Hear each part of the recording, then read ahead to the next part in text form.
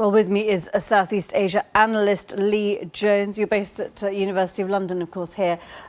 What do you make of the latest developments in this case? It's very complicated. It's perhaps not too surprising that she's fled abroad, because this is a very politically motivated trial.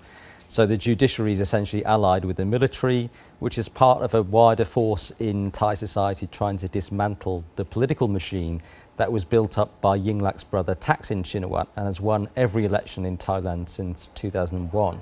So the military and its allies have used many different means, military coups, but a lot of judicial processes as well, to try and dismantle this machine and get prime ministers ousted through judicial processes. So this was very much a politically motivated trial, and she could not possibly have faced a fair verdict or a fair trial. And I guess that she must have been tipped off that not only would she be convicted, but she might face a very heavy jail sentence, up to 10 years. Because we also see the Commerce Minister was sentenced to 42 years in prison for his role in the rice pledging scandal, and she didn't want to face that. So the sources suggest she's gone to Dubai to join her brother Thaksin in exile. And is that likely to be a permanent move? Are there others within the family, or that political force, as you describe it, that would now step into her place? Yeah, that's exactly right. So possibly Yingluck's sister or others within the wider circle of oligarchs around Thaksin will probably step up and lead a revived political machine. But possibly the military junta will now go after them.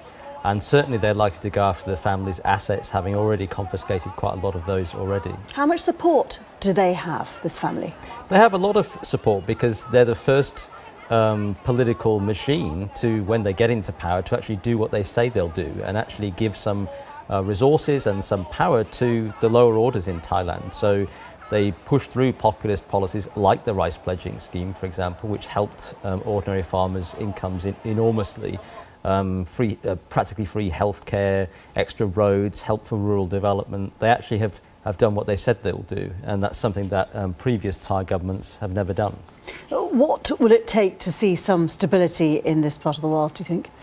Essentially, there needs to be a reconciliation in Thai society and a new social contract.